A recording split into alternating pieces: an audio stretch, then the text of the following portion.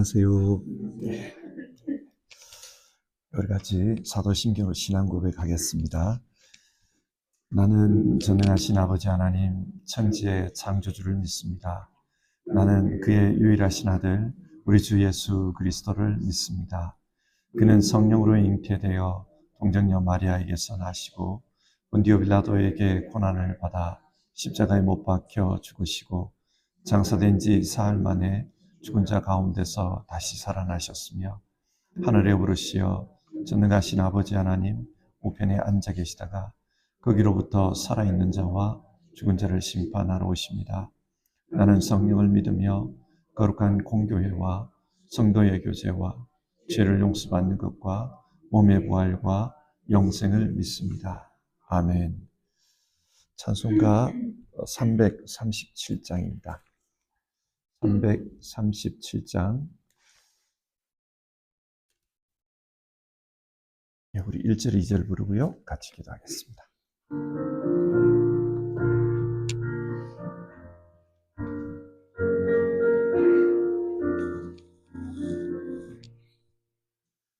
내 시험 무거운지 주 예수 앞에 아뢰이며 근심에 쌓인 날 돌아보사 내 근심 모두 맡으시네. 무거운 짐을 나 홀로 지고 견디다 못해 쓰러질 때 불쌍히 여겨 구원의 주님, 은혜의 주님 오직 예수. 내 모든 괴로 닥치는 말라 주 예수 앞에 아뢰이며 주께서 친히 날 구해주사 넓으신 사랑 베푸시네. 무거운 짐을 나 홀로 지고 견디다 못해 쓰러질 때 불쌍히 여겨 구원의 주님, 은혜의 주님 오직 예수. 같이 기도하겠습니다.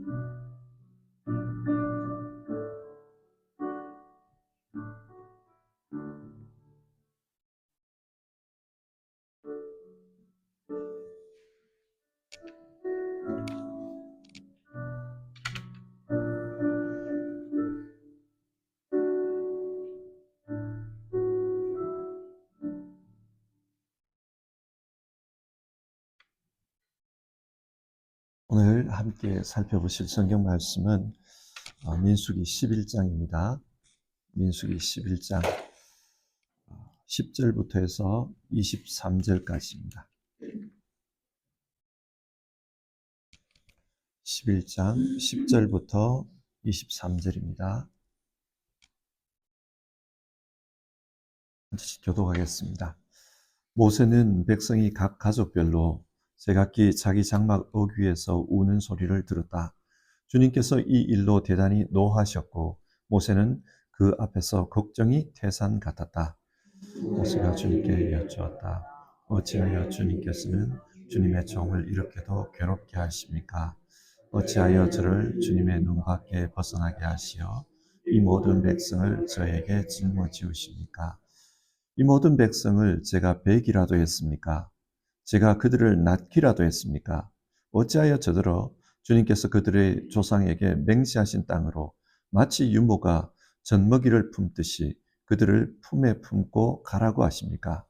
백성은 저를 보고 울면서 우리가 먹을 수 있는 고기를 달라 하고 외치는데 이 모든 백성에게 줄 고기를 제가 어디서 구할 수 있습니까?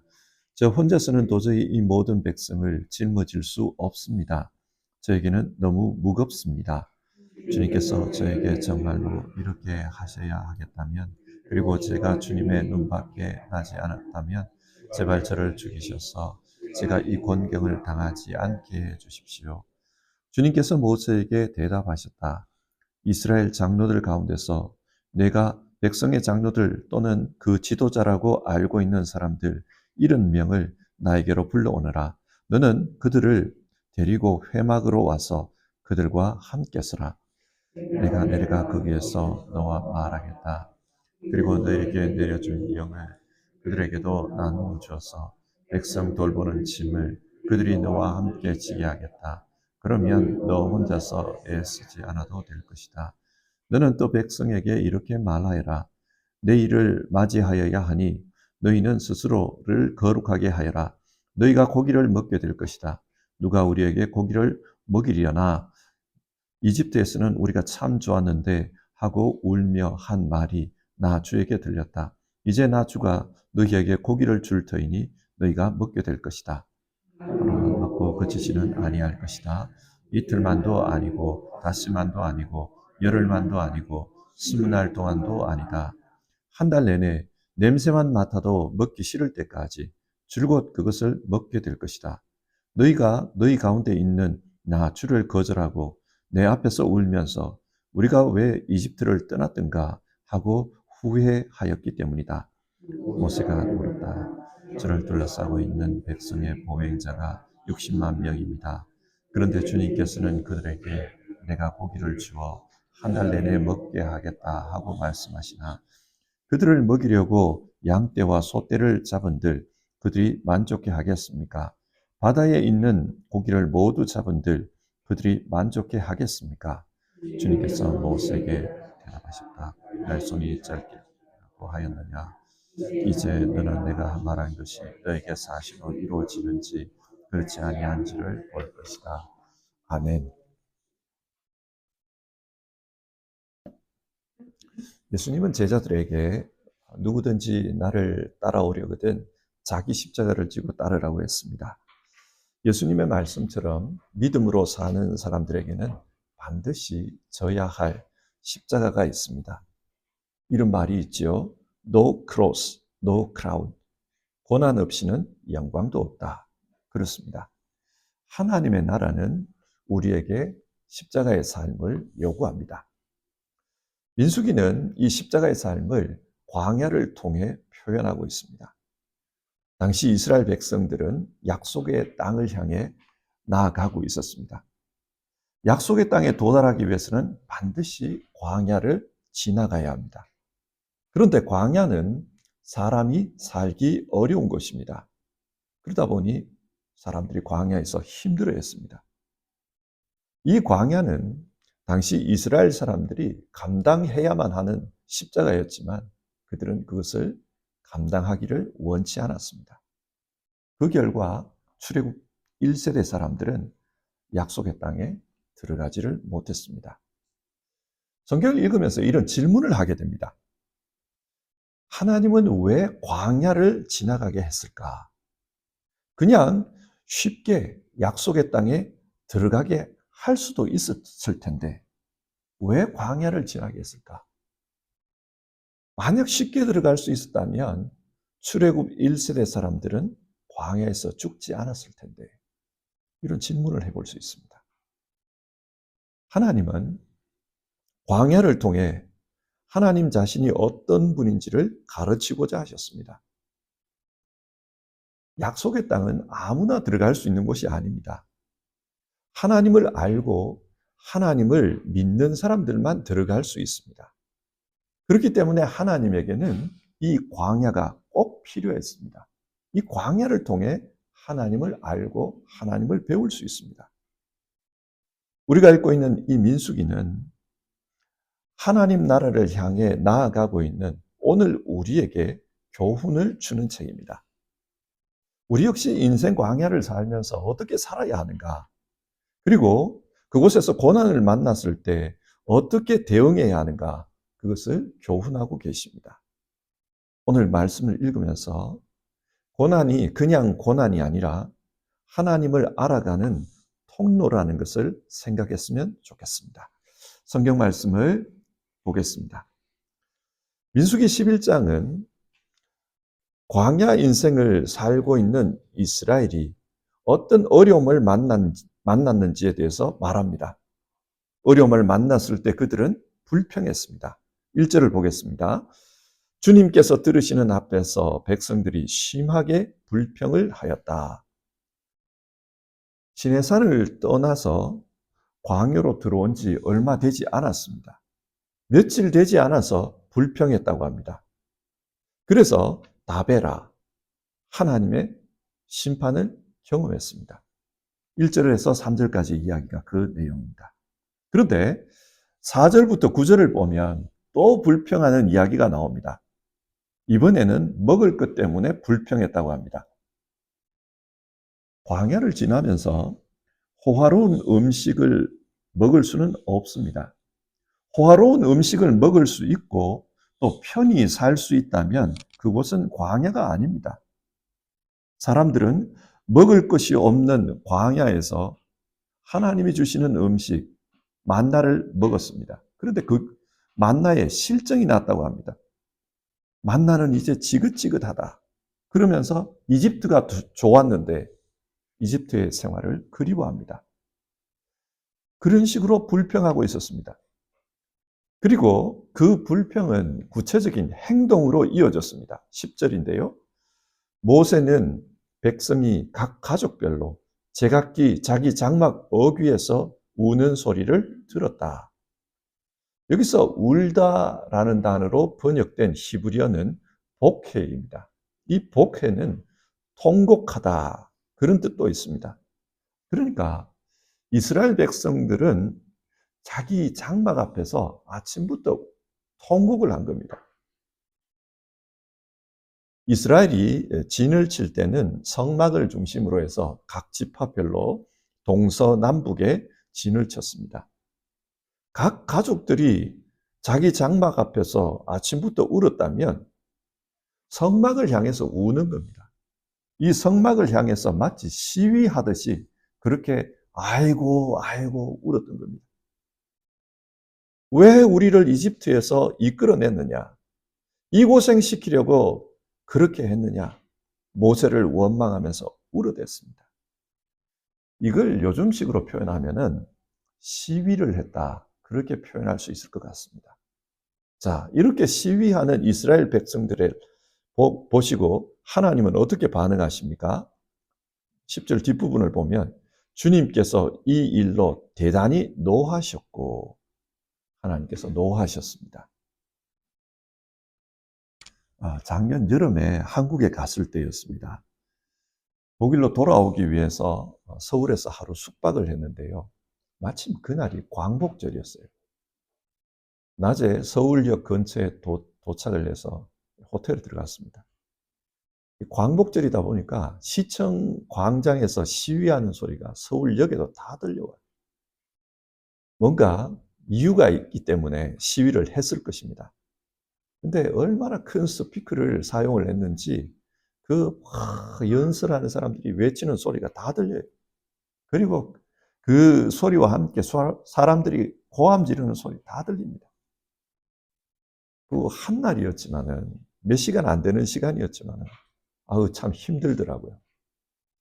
그런데 매일 그런 스피커 소리를 들으면서 살아야 한다고 한번 가정을 해보십시오. 어떻겠습니까?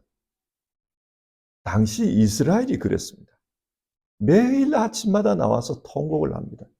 뭐 때문에 우는지 자기도 몰랐을 거예요. 그냥 나와서 통곡을 합니다. 하나님께서 진노하셨다 그래요. 자, 그러면 이런 시위 장면을 보면서 모세는 어떠했겠습니까? 10절을 보면은 모세는 그 앞에서 걱정이 태산 같았다. 걱정이 태산 같았다고 합니다. 근데 걱정이 태산 같았다 이 단어를 보면 걱정하다 그런 뜻도 있지만 굉장히 괴로웠다 그런 뜻이 있어요. 모세는 하루 종일 그걸 보면서 괴로웠다 그래요.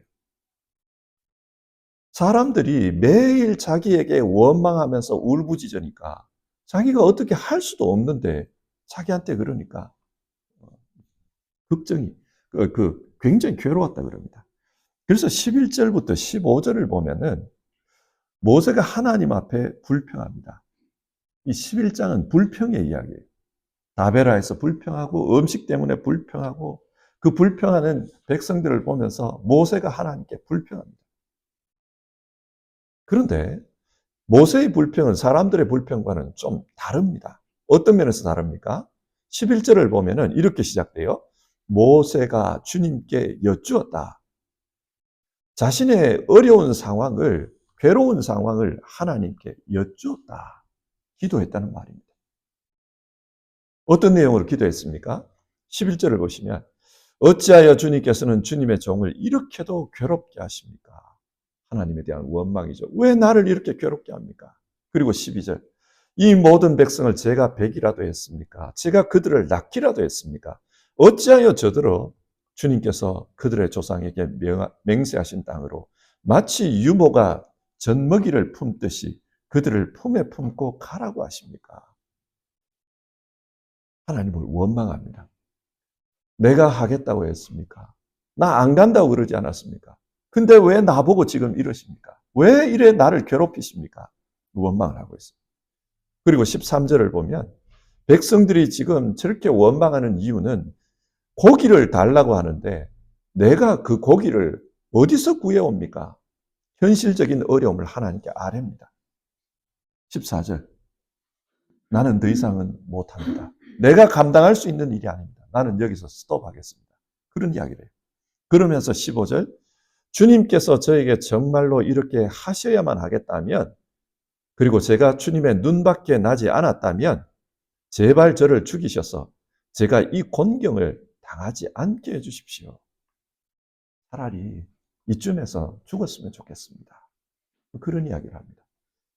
모세의 괴로움이 담겨져 있는 기도의 내용입니다. 자, 이런 기도를 듣고 하나님은 어떻게 반응하십니까? 16절을 보시면 주님께서 모세에게 대답하셨다. 하나님께서 그 기도를 들으신 겁니다. 그러면서 이스라엘의 장로 70명을 데려오라고 합니다. 그 장로들이 누구냐? 모세가 볼 때 이스라엘의 지도자들입니다. 그 70명을 데려오라는 거예요. 그러면 하나님께서 그들에게 모세에게 내려주셨던 그 영을 내려주겠다고 합니다. 이 당시까지만 해도 하나님의 영은 모세에게만 임했던 겁니다. 그런데 이제 그 하나님의 영을 70인의 장로들에게 내려주겠다고 말씀합니다. 출애굽기 18장을 보면 모세가 재판하는 이야기가 나와요. 모세가 하루 종일 사람들 앞에서 재판을 합니다.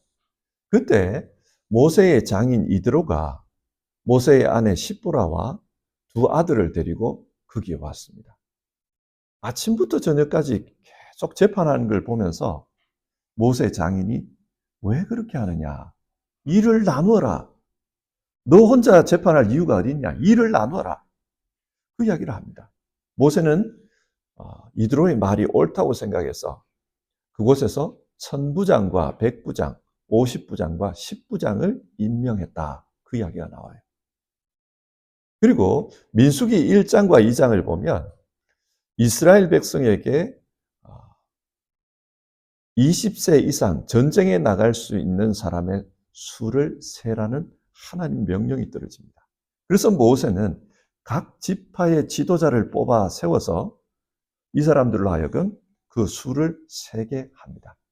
그리고 이들은 이스라엘 군대 조직의 수장이 됩니다. 각 지파의 지도자가 된 거죠. 자, 이렇게 보면은 이스라엘에는 이미 행정 조직이 갖추어져 있습니다. 재판하는 1000부장, 100부장, 50부장, 10부장이 있고 또 그 군대를 끌 수 있는 지도자들이 있습니다. 행정조직이 갖추어져 있지만은 그런데 그 조직을 가지고는 이 불평을 감당할 수 없었다는 말입니다. 그래서 하나님께서 70인의 장로를 세우라고 합니다. 자, 그러면 행정조직이 갖춰져 있는데 그런데 왜 이 불평을 감당하지 못한 겁니까? 사람은 뭔가를 항상 소망하는 그런 성향을 가지고 있습니다. 가난할 때는 밥 3끼만 배부르게 먹으면 좋겠다. 그렇게 생각합니다. 그런데 밥 3끼를 배부르게 먹고 나면 그 다음에는 만족해서 아무런 소망이 없습니까? 그렇지가 않아요. 또 그 다음에는 그 다음 소망이 있고 그게 만족이 되면 또 그 다음이 나옵니다. 언제나 소망하는 그런 경향성을 띠고 있습니다. 그렇기 때문에 사람들은 불평합니다. 내가 소망하는 것이 안 이루어진다. 불평합니다. 사람의 마음이 바뀌어지지 않으면 이런 불평은 끝나지가 않습니다. 여러분, 하나님께서 왜 70인의 장로를 불러오라고 합니까? 하나님의 영을 부어주겠다는 거예요. 왜 영을 부어주려고 합니까? 이 불평은 사람의 마음의 문제와 연관이 있습니다. 이런 마음의 문제는 행정 조직으로 감당할 수가 없습니다. 심령을 다스리지 않으면 불평이 사라지지 않습니다. 아무리 어려운 상황이라도 마음에 믿음이 있으면 불평하지 않습니다. 아무리 좋은 상황이라도 믿음이 없으면 계속해서 불평이 나옵니다. 그래서 하나님은 이 70인의 장로에게 하나님의 영을 부어주셔서 이스라엘 사람들의 영적인 생활을 관리하게 하는 겁니다. 이 사람들로 하여금 백성들의 신앙생활, 그 마음의 문제, 그것을 관리하도록 지도자로 세우시는 겁니다. 이렇게 하신 다음에 18절에서 20절을 보면은 하나님께서 현실적인 문제에 대해서 응답하십니다. 고기를 주겠다는 거예요. 지금 이스라엘 사람들이 만나만 먹으니까 우리가 힘이 없다. 이 뜨거운 광야를 걸어야 되는데 이거 먹고 무슨 힘을 내냐? 고기 못 먹은 지가 벌써 1년이 넘었다. 뭐 이렇게 불평하니까 이 불평에 대해서 응답하시는 거예요. 하나님께서 하루 이틀 고기를 먹는 게 아니라 한 달 내내 고기를 먹게 해주겠다 말씀합니다. 그래서 고기 냄새만 맡아도 지긋지긋하도록 그렇게 고기를 먹이겠다 이야기를 합니다. 모세가 이런 응답을 듣고 궁금합니다. 아니 하나님, 이 광야에서 어떻게 사람들을 먹이려고 합니까? 장정수만 해도 60만 명인데 어디서 고기를 구하시려고 합니까? 그렇게 묻습니다. 그러자 하나님 말씀하시기를 23절 나의 손이 짧아지기라도 하였느냐 이제 너는 내가 말한 것이 너에게 사실로 이루어지는지 그렇지 아니한지를 볼 것이다. 여기서 손으로 번역된 히브리어는 야드입니다. 이 야드라는 단어는 다른 곳에서는 권능으로 번역이 됩니다. 하나님의 권능이 작아졌느냐 그 이야기입니다. 홍해를 갈랐고 하늘에서 만나를 내릴 때 그때는 권능이 있어 보였고 이제 광야에 들어오니까 하나님의 권능이 작아진 것 같으냐 그 말입니다. 천지를 창조하신 하나님은 권능이 부족함이 없다. 말한 대로 되는지 안 되는지 그걸 보라. 그렇게 말씀합니다. 무슨 이야기입니까? 지금 이 광야에서 사람들이 배워야 할 것은 믿음입니다. 하나님이 어떤 분인지를 보고 믿음을 배우라는 거예요. 그러면서 모세에게도 믿음을 이야기하는 겁니다. 너는 이 광야만 보이고 하나님은 보이지 않느냐? 믿음을 가지라. 그 이야기입니다. 자, 오늘 말씀을 한번 정리를 해봅시다. 여러분, 하나님께서 오늘 읽은 이 본문을 통해서 우리에게 무엇을 교훈하시는 것 같습니까? 우리 각자는 자기가 짊어져야 할 십자가가 있습니다. 그 십자가를 겪으면서 내 인생이 괴롭다, 광야다, 그런 생각이 들 겁니다. 그런데 이 십자가는 고통스럽지만 이 십자가를 통해서 우리는 하나님을 배울 수 있습니다. 하나님이 어떤 분입니까? 사람들은 하나님이 어떤 분인지를 모릅니다. 그렇기 때문에 자기가 상상해서 우상을 만들어 놓고 하나님이라고 믿습니다. 하나님은 이런 인간을 아십니다. 그래서 예수님을 보내주셨습니다. 예수님을 통해 하나님이 어떤 분인지를 나타내셨습니다. 특별히 예수님의 십자가와 부활을 통해 자신을 나타내셨습니다. 이 십자가에서 하나님이 어떤 분이라는 것을 구체적으로 보여주신 겁니다. 십자가에 달리신 하나님, 고통당하시는 하나님, 그래서 대신 속죄하시는 하나님, 하나님의 모습을 나타내셨습니다. 이것은 오늘 우리에게도 마찬가지입니다. 우리는 자신이 져야 할 십자가, 고통스러운 그 삶의 현장에서 하나님의 역사를 체험할 수 있습니다. 그리고 그런 역사를 체험하면서 하나님이 이런 분이구나, 그것을 알게 됩니다. 성경을 통해서 하나님에 대한 말씀을 읽지만 추상적으로 우리에게 남을 때가 많습니다. 그러나 하나님은 우리 현장에 있는 그 삶의 십자가, 그 십자가를 통해 하나님이 어떤 분인지를 보여주십니다. 그래서 십자가가 중요합니다. 하지만 이 십자가를 지는 것은 우리의 힘으로는 감당하기 어렵습니다. 그래서 하나님은 이런 어려움이 있을 때 어떻게 해야 하는지를 우리에게 말씀하는 겁니다. 어떻게 하라고 합니까? 오늘 성경은 기도하라고 합니다. 이스라엘 백성들은 불평했습니다. 그러나 모세는 기도했습니다. 두 사람을 대비시키면서 어떻게 해야 되는지를 말씀하는 겁니다. 이스라엘 백성들은 열심히 울부짖었지만 기도하지는 않았습니다.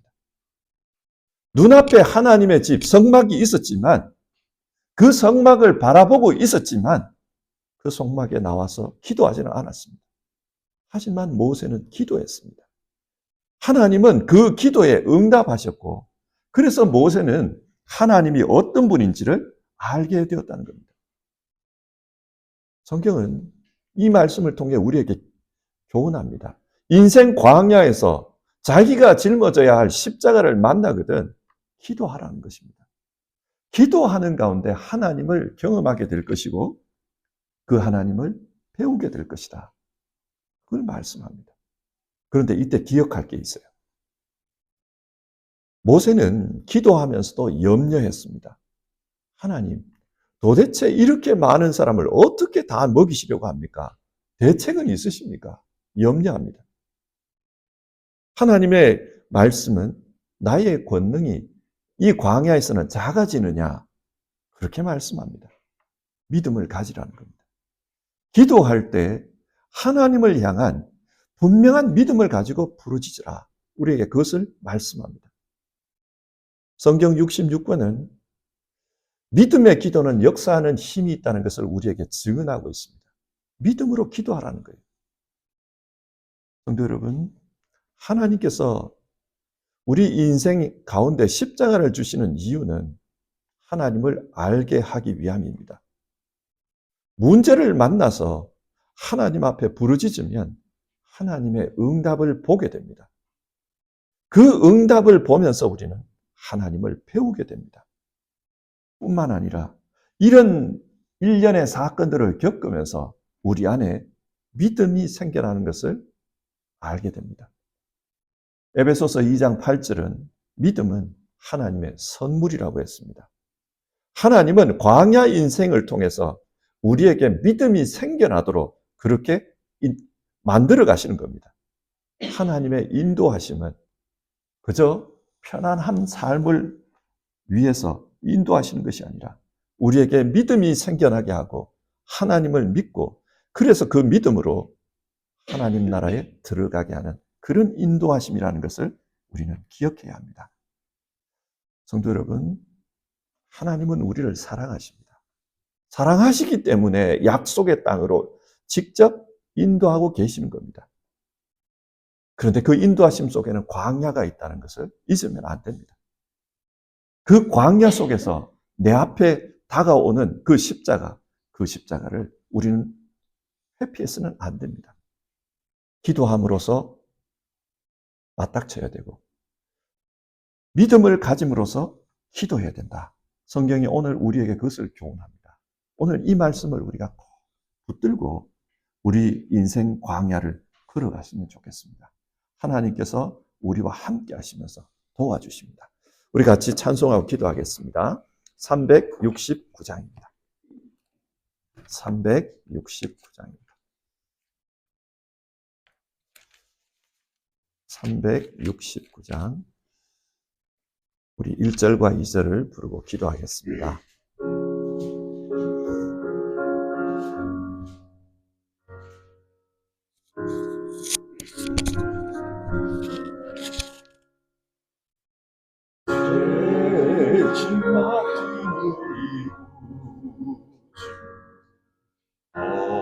어찌 좋은 친구지 걱정 근심으로 우리 주께 맡기세 주께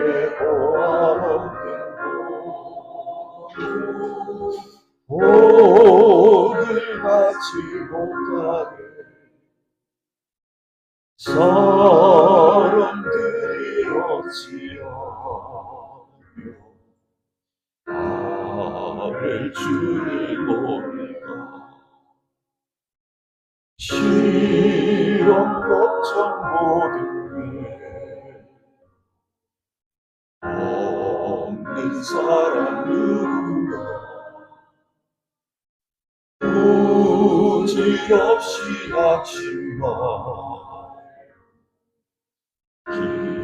기도드려 이런 지시하신지 찾아볼 수 있으리라 우리 약감하시오 어찌하리하랴. 자, 우리 오늘 성경 말씀을 생각하면서 같이 기도하겠습니다. 오늘 성경은 우리에게 불평하는 이스라엘이 될 것인가, 기도하는 모세가 될 것인가, 우리에게 그것을 질문하고 있습니다. 여러분, 내 삶의 어려움을 불평하면 나도 힘들지만 옆에 있는 사람도 힘들어요. 다 실족시킵니다. 그러나 그 어려움 가지고 하나님 앞에 나와서 아뢰면은 거기에 해결책이 있습니다. 우리가 불평해야 될 대상을 잘 선택해야 합니다. 우리 같이 기도합시다. 하나님 앞에서 내 마음을 토해 놓을 수 있기를 바랍니다. 기도할 수 있는 힘을 주시옵소서. 문제는 있는데 기도하지 않는 그런 우리의 삶을 고쳐주시고 하나님 앞에 기도할 수 있도록 도와주시옵소서. 잠잠히 눈을 들어 하나님 바라보게 하시고 하나님의 음성을 듣게 하시고 또 내 삶의 현장에서 내 삶의 십자가에서 하나님이 어떻게 일하시는지 그것을 볼 수 있게 하옵소서. 하나님, 기도하는 믿음을 주시옵소서. 우리 같이 기도해 봅시다.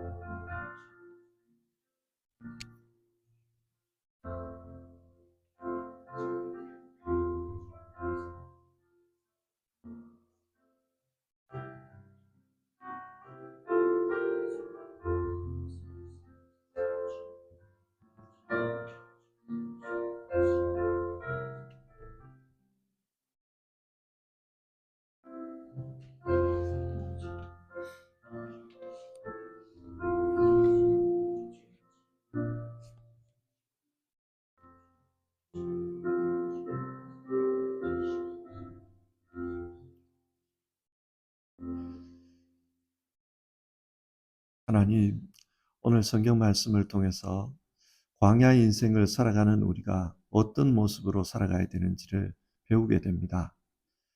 우리 인생 속에 십자가를 만날 때마다 하나님 앞에 부르짖으라. 사람에게 불평하고 원망하지 말고 하나님 앞에 나와서 부르짖으라. 오늘 성경이 우리에게 교훈하고 있습니다. 하나님, 우리가 그렇게 살아갈 수 있도록 도와주시옵소서.